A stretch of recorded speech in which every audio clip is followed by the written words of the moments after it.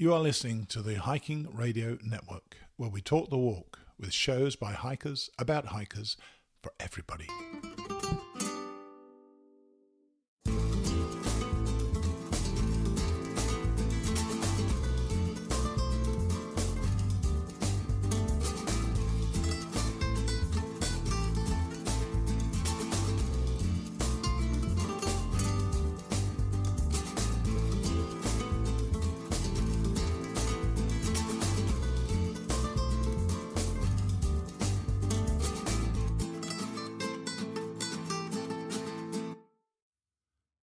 Hey guys, thanks for coming back to the podcast. And we're now into the last few days of my Camino de Santiago trip for this year.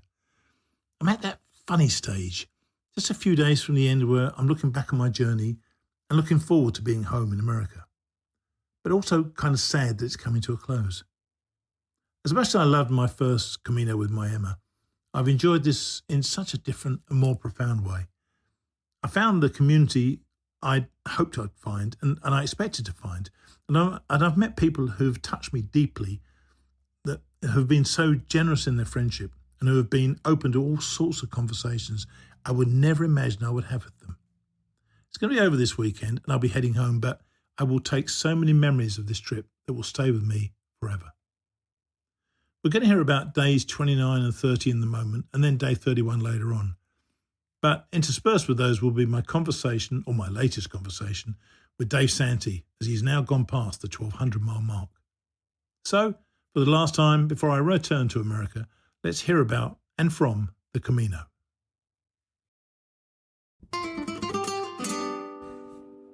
Day 29, Las Herrerias, mile 382, to Triacostela, mile 400.1, an 18.1 mile day.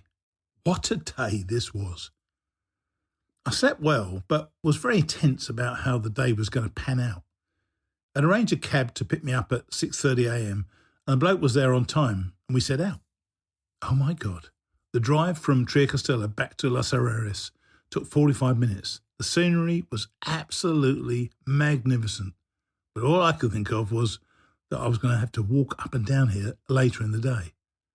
It turns out it's about an 18-mile hike, so I knew I'd be up against it to make my 4 o'clock call. However, just before I left the place where I was staying, I happened to be watching a video posted by Rob Diamond on Facebook. Rob's a bloke who is actually hiking on the AT right now.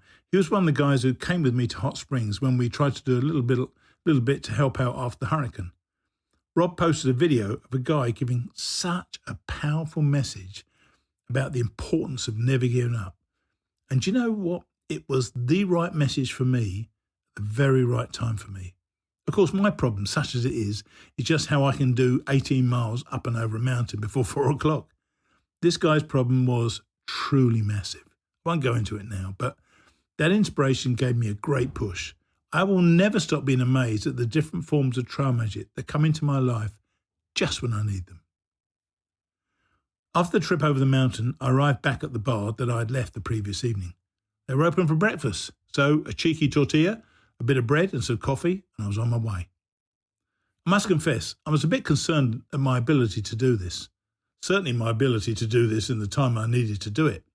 But I took inspiration from that Facebook post earlier and just kept pushing on. We pretty much took the road for the first, about half a mile, and then the trail dipped down, which I never see as a good sign, because dipping down just means dipping back up again soon. Then the climb took off. It was incessant, and it was at such an angle that was particularly tough on the legs. I kept checking my heart rate, but that was cooperating, staying below 140. But apart from the rocks in the path, there was also copious amounts of horse manure, let's say. And where there's horse manure, there are flyers that come with the horse manure. They appear to think it would be fun to fly off some of the manure as I walk past and go straight for my eyes. Happy days, eh? I started to make good progress, surprising myself really, and I felt good. We reached the village of La Faba, and I even turned up the opportunity to get some eggs and bacon, so you can tell how committed I was. The views near the top were worth the climb. Being able to look down on a town with clouds shrouding it is truly hard to put across to people unless you've experienced it. and I earned that view by my walk to the top. You just have to be there to know what it's like. Despite the very steep climbing places, my pace wasn't at all bad. I had anticipated covering the 5 miles to the top at Osobrero in about, 2.5 hours or by 10 o'clock in the morning. I was there before 9:30 a.m. Approaching Osobrero, I started to be aware of what sounded like incredibly badly played bagpipes. This must have been an old fort and the walls were massive and thick when suddenly out stepped a bloke playing what must be the Galician version of bagpipes. It was bloody awful. He was hoping for donations, probably so he could get bagpipe lessons, I'd imagine. Many people seem to have stayed up here the previous evening because there were quite a few pilgrims around. I stopped in for a Coke, drank it standing up, and moved on. There were still several miles before we were going to head down for the last time, and 1 or 2 quite taxing ups and downs on the way. But what was most impressive about this part of the hike was the way in which the path stayed apart from and above the main road for a lot of the way. Of course, we could have followed the road all the way, but that wouldn't have been much fun, would it? They must have done an awful lot of work to keep us apart from the road as much as possible. And that gave us beautiful views, minimal noise, and the means to still enjoy our hike. The very last big climb of the day was an absolute horror. It didn't go on for very long, but we went up about 250 feet in about 300 yards. Gasping as I got to the top, I almost cried that there was an active cafe immediately at the top. I ordered an empanada and a beer. And as I was sitting there with about 50 other people, I noticed there was a cafe across the road that appeared to be open, but nobody was sitting there. The people who'd just done the climb didn't have the strength for that extra 20 yards to cross the road and try out the other place. This was my only proper stop of the day, and I hung around for about 25 minutes. It was midday, and I was 8 miles from my target. I set out with a massive determination to get to the bottom by, or even before 3 p.m. I was moving now so well that I didn't let the tiredness into my mind. The first few miles continued with the spectacular scenery and were the most enjoyable parts of the hike. But then we started descending at that nasty angle that just bites at your knees. I met several people along the way who were really slow and struggling with their knees, slaloming down the path from side to side to ease the pressure. With 3 miles to go and starting to feel the fast pace, I stopped in at a bar where a couple of New Zealanders, Andy and John, were chatting and having a beer. They invited me to join them. I said, no, I can't stop. I've got to be somewhere. I just took a Coke, sat for 2 minutes and headed on. I called Teresa, who was hosting me in her beautiful guest house, and told her I would be at the bus stop in Triacastella, where she was going to meet me, at 2:45 p.m. Getting into Triacastella was a massive achievement for me, and I turned up at the bus stop at 2:46 p.m. She drove me back to her home. I took a shower and did some washing and was ready to sit down for the deposition at 4 p.m. I believe that went well, and I had a quiet night watching TV. It had been a deeply satisfying, physically intense and mentally triumphant day. And that was the end of day number 29. Day 30. Triacastella, mile 400.1, to Barbadello, mile 418.0, 17.9 mile day. My hostess, Teresa, came to the house at 7:30 as arranged. She took me back into Triacastella. She suggested a good place for breakfast, which it was, and I eventually set off at around 8 o'clock. There was an immediate choice to make. I could go via Samos to Sarria for a longer route, or take the shorter alternative straight to Sarria. After yesterday, it wasn't much of a choice for me. I was going straight to Sarria. There were a number of quick climbs, but nothing on the scale of yesterday. I stopped quite early on at Arthur's, a small art gallery in a refurbished old house. It was so well put together, and his paintings were absolutely stunning. Unfortunately, he doesn't ship prints to the US because it isn't cost effective for him, and I can understand that. I could have taken one with me in a tube that he would provide, but I made the wrong choice, and I feel that I missed out on getting a wonderful memento from the trip. Bad decision, Steve. Arthur warned us that we still had a significant climb to come and that it would start pretty soon. And it certainly did, just about 200 yards later, and it quickly went up about 300 or 400 feet. After just 2.5 miles, I was about 600 or 700 feet higher than when I started. That certainly wasn't in the plan. As this alternate route isn't listed on Far Out, I've been unable to check the elevation. Nevertheless, it was giving us more stunning views of the surrounding countryside and more glimpses of cloud down in the valleys. We were walking on the road, and I hadn't seen a single car so far in about 2.5 miles. And then, contentedly enjoying this glorious morning walk, and I believe singing out loud again, I missed a turn, went about 3/4 of a mile out of my way. Checking the map, I realised I could continue down to the bottom of the hill, then turn a sharp right, which would take me back to rejoin the Camino. Curses. I was soon back on track. Getting into a tiny village, and I think it's called Montagne, I came across something or a place I remembered so strongly from before. It was kind of a hippie commune, but there was a strong religious element to it. It's a donativo, offering fresh fruit, healthy food, and good conversation. I took a hard-boiled egg and a pear and shoved quite a few euros into the tin. These were good people, and I wanted to support them. They'd made such a big impact upon me 7 years ago. I was so delighted that they were not only still there, but apparently thriving. It really warmed my heart. Back into the country once more, and more great scenery, meadows, the occasional house, trees, before we came to what looked like the last bar before Sarria. I bumped into Andy and John, the New Zealand guys from the previous day, and we sat outside the bar.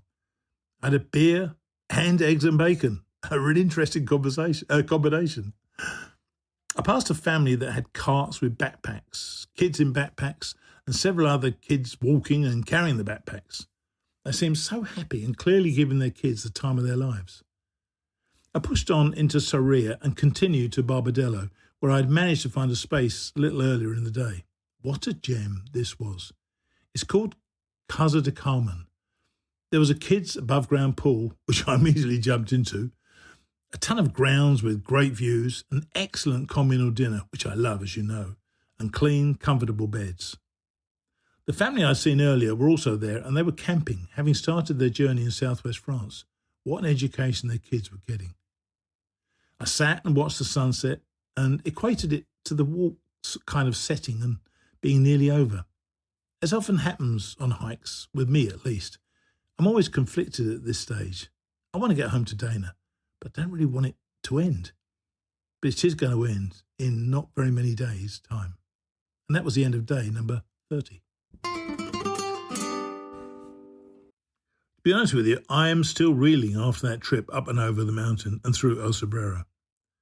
I found something within me that I think I've rarely exhibited on a trail. I found a determination to meet a deadline, but I was probably previously, I think, incapable of achieving that. I got into such a focused mood. I don't recall having felt that in the past on a trail. When it was done, when I had my meeting, I kept falling asleep in front of the TV, but I was deeply satisfied, probably because I'd exceeded my own expectations. To be fair, it's not often that I do that. But I busted my ass and I got there early enough to shower, put on some washing, sit down, ready to be deposed. How's that for a bloke in his 70s? So now, let's find out what Dave's been up to as he pushes through 1,200 miles on the Appalachian Trail. Hey Dave, how are you? Hey, good morning. Doing great, thank you. And you're coming to us on knife edge. Hopefully you're comfortable there. I found a perfect spot with a view of the valley and a comfortable spot to sit. It's That actually is the nice. safest spot I've run into that I'm about to leave after we're done. Well, oh dear, how about that? So, last time we spoke, I think you were on your way to Duncannon. But I believe you were actually going to go through the town, then heading back. Is that right? How'd that work out? Yeah, that worked out perfectly. I finished the night before Duncannon, about 4 miles out up the mountain, and I didn't want to stop. I was going to take a zero in Duncannon, but I didn't want to come in 4 miles and zero the next day. So I Sure. got to Duncannon about 7:30 in the morning, had a shuttle arranged, took me forward about 17 and a half miles, and then I soboed back to Duncannon. So I still did 21 and a half miles that day. Got Wow. got back to the hostel and then took the next day as a zero. And then All right. after the zero day on the same shuttle driver drove me back north to the same road crossing where I'd gotten off, Yeah. and I kept north from there. Yeah, and you're missing out on one vital detail. The shelter the night before. You had a bit of a nature encounter, apparently. The porcupine incident. Yes. I arrived. It's the Cove Mountain Shelter, I think it was. That's the 4 miles out from Duncannon Point, and there was a sign in front of the shelter that said the steps have been removed due to porcupine activity, and then they put this metal flashing right at the front lip of the shelter so that the porcupine claws couldn't scramble its way up. And so they had this like kind of pile of stones to get up to the shelter, and the last step was a couple of feet. You had to kind of, I won't say jump, but you had to get more, it wasn't just steps. And so Sure. about 1 a.m. I woke up to this scratching, scrabbling noise. I mean, it was loud, and it was just two of us in the shelter. And he's got these nice bunks. It's actually a very nice shelter. Um, and I don't sleep in the shelters normally, but it was a really rocky area, and there was supposed to be tent sites, and there were no tent sites visible. Everything was rocky. There were no flat spots. I said, forget about it. I'm just staying in the shelter. So the scrabbling and scratching, and I swore it was like something was chewing on the shelter. Yeah. I'm like, Yeah. what the hell? So I got up, got my headlamp on, walked out of the shelter, came around the side of it. By the time I got almost to the backside of the shelter, little porcupine went running off. And I kind of shooed it away. I yelled at it, not loud. And it kind of like, it scurried away, but not too fast. And so I said, okay, fine. I went back into the shelter, laid back down. I swear, maybe an hour later, same noise, scratching and scrabbling it. It's like eating the shelter. Literally sounds like. Oh, yeah. And I said, forget about it. Eat away. I'm going back to sleep. Very And cool. that was it for the night. Now, as I said, you got shuttled forward and then hiked back into Duncannon. So you Yes. got you got your first introduction to the rocks, didn't you? So Yeah. what do you think of that first bit? Well, the first bit coming back southbound was interesting. It's almost the exact same elevation profile going either direction. Right. You go up a bit because it's kind of road crossing to road crossing. So you go up a bit, hike across the ridges, so to speak, and then down a bit. So in either direction, I checked, and the elevation was almost identical. Sure. But what happened is it put the worst of the rocks to the end of the day, which is, so if you had started in Duncannon heading north, you go up this really steep thing, right, and you head up this kind of steep bit, and then you get to the very top, and then it's rocks for like a couple of miles, and then it kind of levels out, and they're quite intense, those rocks. I mean, absolutely. It's a shocking start to me. I remember going up, crossing the Susquehanna, going up that thing, and I thought, oh my God, it's not all going to be like this, is it? Oh, yeah. And in reverse, you kind of lulled into a false sense of security. Think, okay, it hasn't really started yet, and it's been a longish day. And I'm like, okay, only 4 or 5 miles left of town. I know the last 2 are across the Susquehanna River and all that flat. And I'm like, okay, cool. Just get to the pavement, right? And then the last 2 or 3 miles was all of that, and it's like, oh man. And the problem with the rocks is that as hard as they are, they also cut into your time, right? So if you're doing 2.5, whatever, 2.7, 2.8 miles an hour moving. Sure. Sometimes you're down to 1, at best, I remember when I tell you, this is nothing. When you get to the White Mountains, I will never forget. We took 11 hours to go 11 miles in the White Mountains. Not that we were fast at all, but my God, we were pretty strong by then. But that is just so difficult. So I think your expectation of your mileage tends to go down a bit as you go on. Yeah, no, I know, and I'm trying to keep my mileage up for now, sort of to bank a few miles against that. Sure, of course. But Pennsylvania's keeps kicking me in the teeth, saying, we got different plans for you, Dave. Yes, they so do. And so, where'd you stay in Duncannon, by the way? So I stayed at the kind of outdoorsy hostel. It's right near next to the Doyle, and I'm still hearing reports from the Doyle. Still not, it's got a little bit of renovation, but it's still not, up to par. And I'm like, I like the hostels. I was thinking about the Doyle because I was actually thinking about just having a room to myself for one night. Sure. Kind of to relax. It would have been 2 nights because I zeroed. But then I needed some stuff at the hostel, and I contacted them, and they're really nice. And it turns out a bunch of people I knew were at the hostel, so it was actually really cool because the hostel's in the back of a small outfitter shop. So the outfitter shop opens into the hostel. So during the day you can kind of go back and forth, and then at night they close the door in between. So it was a nice day. But the beauty of it from there, and it's the beauty of the Doyle too, is right next to the Doyle is a brewery, a microbrew place. Oh, and right! Wow, I don't remember that from when I was there. Excellent. It's fairly newish. Yeah, it's an old bank building. So if you remember, there's a bank building like literally one door over from the door. If you're standing at the door Vaguely, yes, I to the do. Yes, left. I do. Yeah. Yeah, and then a couple more down will be the hostel. It's a newish microbrew food. Man, I enjoyed that. Great beer. Enjoyed two nights of their beers, and they had good food there. Oh, the second night I went across the street and got a pizza, which was at Zidarelli's Pizza. Got the whole pizza to myself, Of course. ate it, and then carried a few slices out. I'm at a point where certainly I could finish a large pizza, but I don't need to necessarily. So I leave myself a What couple does more. need got? What does need have anything to do with it? You wanted No, no, to. no. You could Want eat. and need. You could probably eat 2 large pizzas right now. Well, exactly, and it just becomes the need want was simply like, no, I want to eat those 2 pieces on the trail tomorrow. That's the need, right? Right. Oh So dear. instead of polishing it all off, I just threw a couple in my pack and had them for Right. lunch the next day. Right. So So your zero, which was yeah, which was the next day. You then after that, obviously, then shuttled out to where you'd hiked back to Duncannon from. yeah. Um. Mhm. So, but did I read correctly? You went off course straight away. Yeah, I mean, within Excellent. 2 minutes, right? Excellent. You come across the road crossing, and there's a big, wideish creek, and the trail kind of follows along the banks of the creek. And I kind of looked down the creek because a couple of friends of mine said they were camping there at night. I looked, I didn't see any tents, and then my eyes just strayed back to the sort of wide gravelly road that you come in off of, and I started following straight up this gravelly road, maybe a quarter mile. And the longer you go without seeing blaze, the more you start thinking about it. I mean, I You stopped. I do. said, "You got." So then I looked at my far out and I just cursed myself, and it had been uphill too, and so I walked Yes. back downhill. Walked I back think I know downhill. where that is, and I've got a funny feeling I did exactly the same thing. I went wrong somewhere around there as well. Yeah, funny, Yeah, yeah, and it's just so annoying. I know it's only quarter of a mile, but that's quarter of yeah. a mile wasted as far as half the mile because Well, you then got half to a go mile. Yeah, back. Yeah, yeah, exactly. and you So say it's that fr- sorry, you say I just say, and it's straight off the beginning of the day. So not only do you go astray, but you literally start your day a half a mile in the hole. In yes, that yes. in that sense. Yeah, yeah, So you're minus half a mile there, yeah. And the yeah, gnats exactly. and the gnats and the mozzies around in Volta. I don't remember getting them that bad that early. I remember flies always being around my face. How are you dealing with them? Have you got a bug net? I do. I have not yet started using it because they're very hot. They make your face They hotter and the are, yeah, steam. they are. And so I'm just waiting for them to intensify. It's been the gnats, just kind of swirling around your face, but it's been bad on and off. And then the mosquitoes that seem to want to dive bomb your ears all the time. It's like bang, bang, bang. So far the bug repellent I'm using seems to be holding them Yeah. off.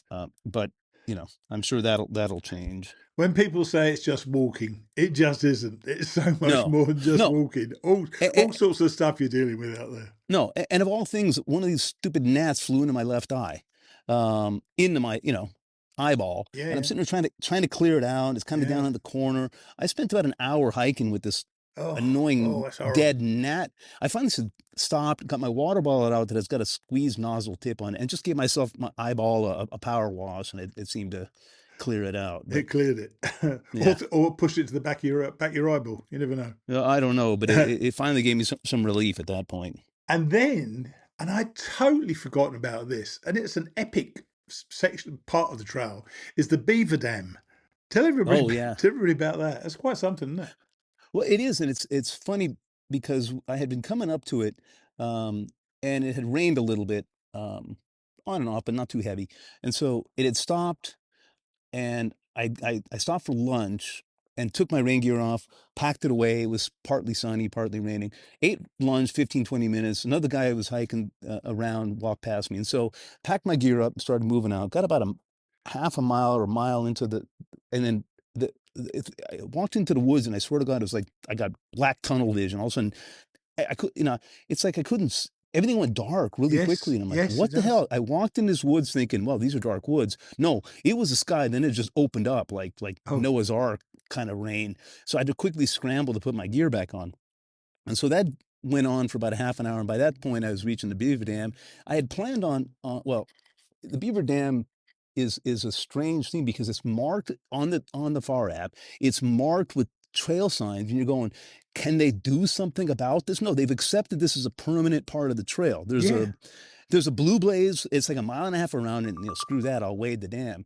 And it's not really a dam. I think people get this impression of kind of a beaver dam, kind of a cute thing. No, this is kind of a flooded marsh. Yes, it is. Yeah. really. And And you so can my try, you can, unless there's been too much rain, you can keep your feet relatively dry, can't Yeah, you? yeah, exactly. And so my plan initially had been before the deluge said, you know what? Let me take my shoes off and take my socks and the insoles out of my shoes, put my shoes back on, and then try to get across. And if I step in or whatever, at least it's only the shoe that gets Yeah, wet. yeah, Okay. yeah. But then it got deluge on me and everything was kind of wet. Screw it. I just didn't do that.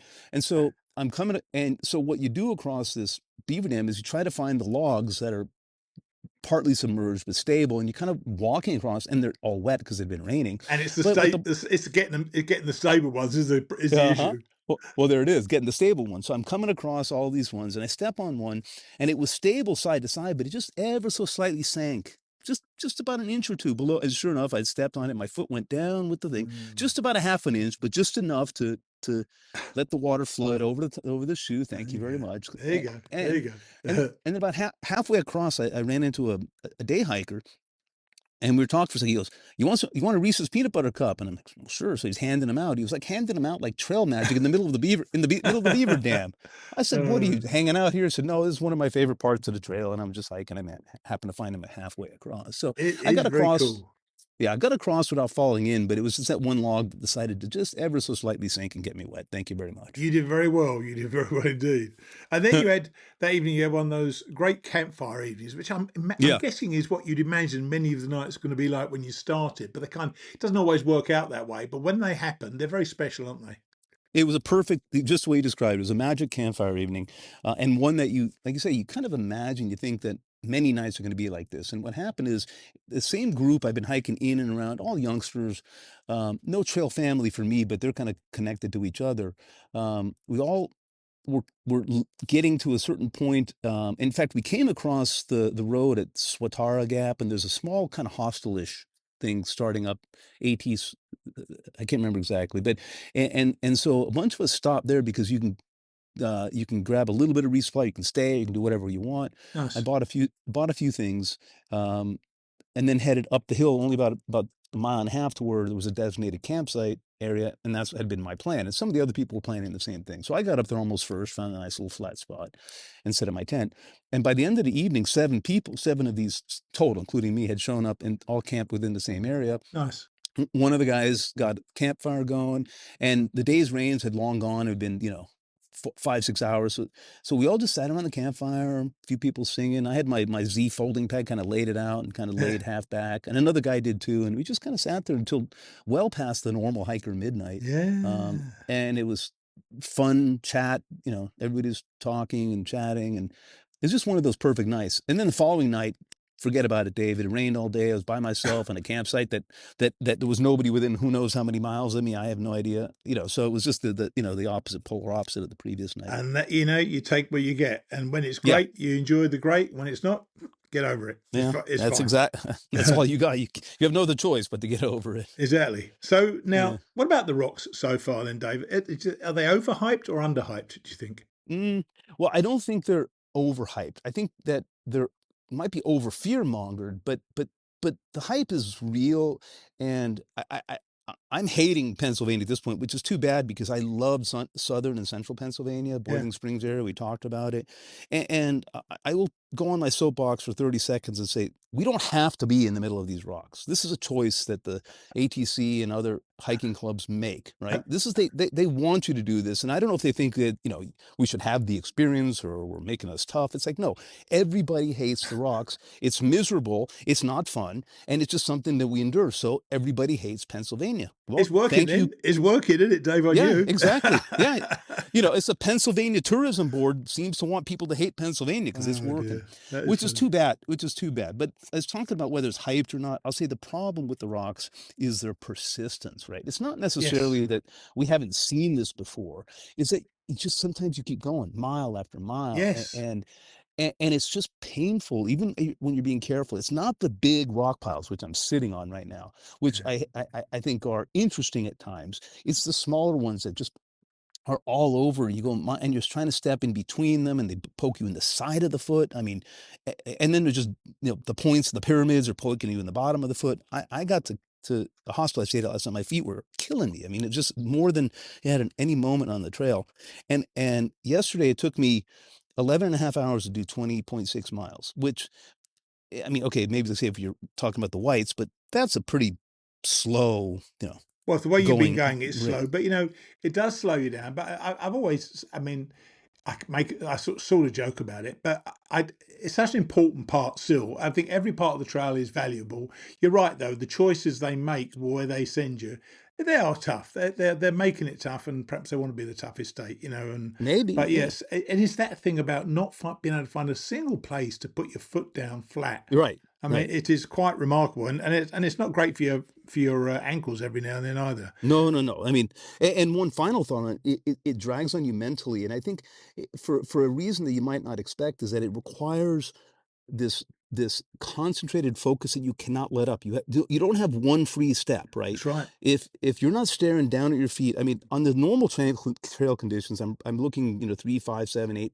10, 20 feet out ahead. Sure, sure. And I put and every couple of steps I can place without staring at my feet. Sure. Here, you have to look your foot down almost every step. You have to look it into where it's going. Yeah, yeah. And it requires a focus and a concentration that just wears you out. I mean, just all Yeah. day long. You have no ability to change your eye focus or anything else. And And it's just, then you didn't mention this actually in your notes, but I've got to ask you about it.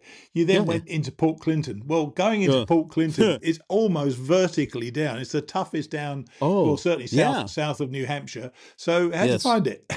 Well, I'm glad you mentioned it because I expected it because you look at the thing on far out, but and it's as vertically down as you describe. And then for the last, I don't know, a couple hundred yards, apparently they've created some sort of side trail loop where you Oh, can have kind of they? Oh, bypass.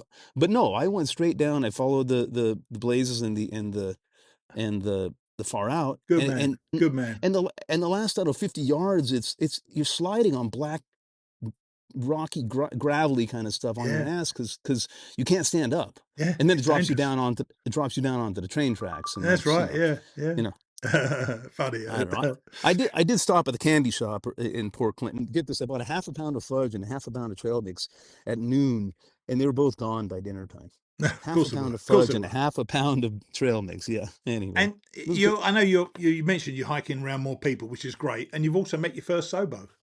Yeah, yeah. Um, Although so I stayed at the Lookout Hostel last night, which is absolutely fantastic, and it was rejuvenating, which I Where is really that? needed. Where is Uh, that?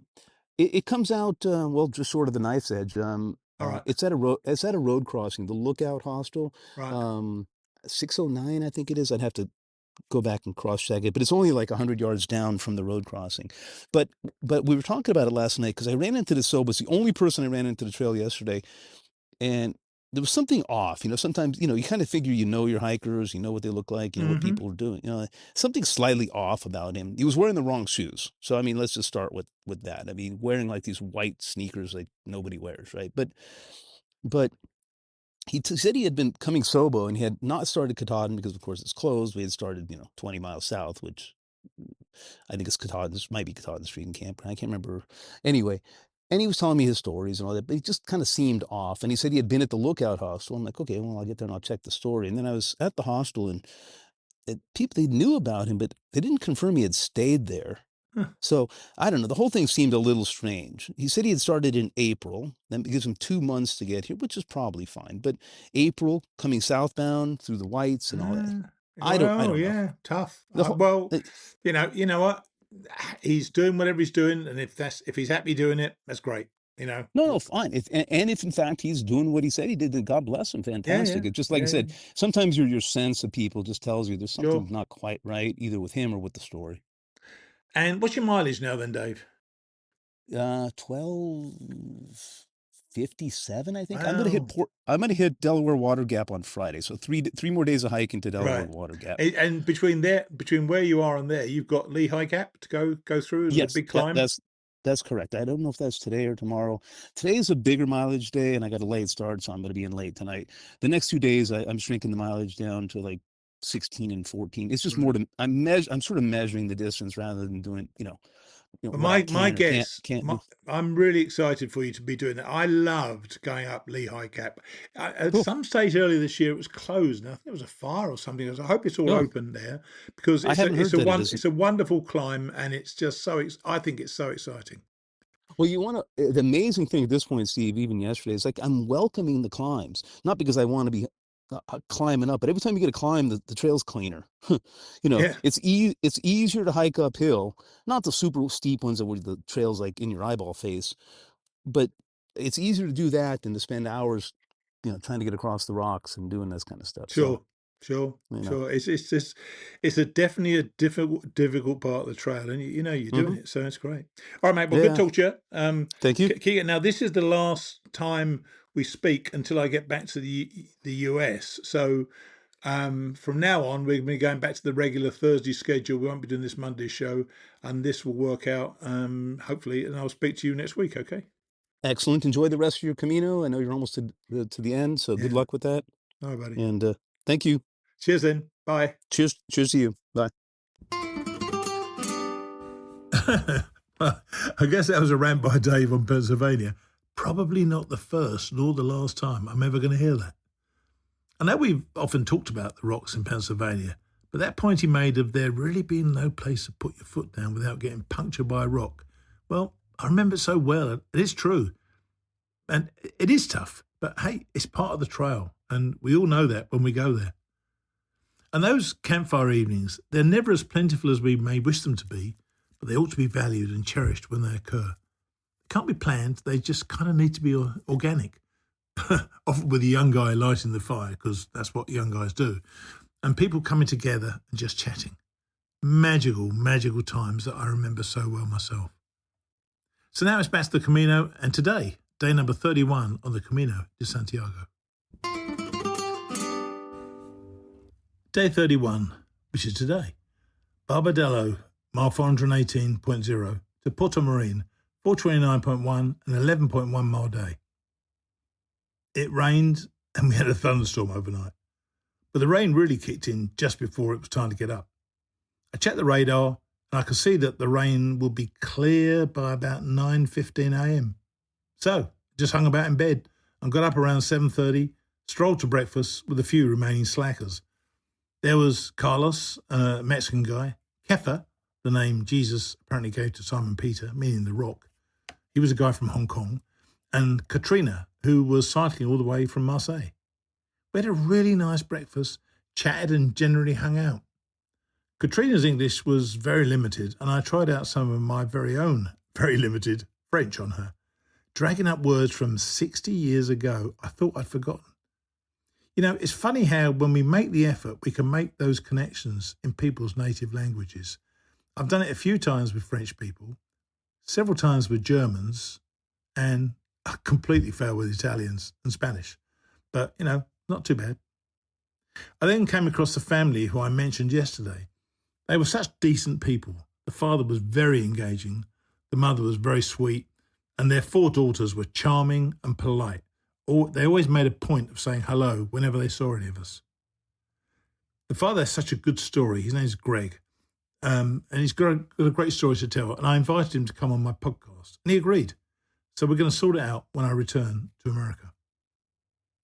Setting out about 9:15, of course, once the rain had moved on, the path was suddenly entirely different, filled with a bunch of school kids and tons of people who started in Sarria.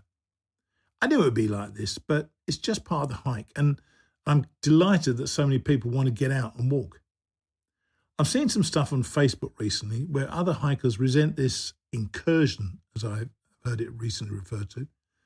But I think that everybody has the right to be here and do the Camino in their own way. After all, nobody knows the resources in terms of time and money that people have to do this. So I'd far rather the people who post on Facebook will keep their judgmental tone to themselves, just get on with their own hikes. It was a short, kind of reasonable climb from where I was staying. I passed several people on the track, clearly suffering on this, their first day. Came to a turn in the road, spotted a cafe 100 yards away, and sat with an Irish girl and a young Czech woman over a tortilla and a cup of coffee. I so loved the randomness of the people from countries, all sitting together and breaking bread. To be frank, the rest of the day passed without too much drama, as the majority of the climbs were soon out of the way. A couple of more stops for a coffee and a beer led me towards Porto Marine and the end of a short day. It's funny, I absolutely support everybody getting out and walking the trails all over the world.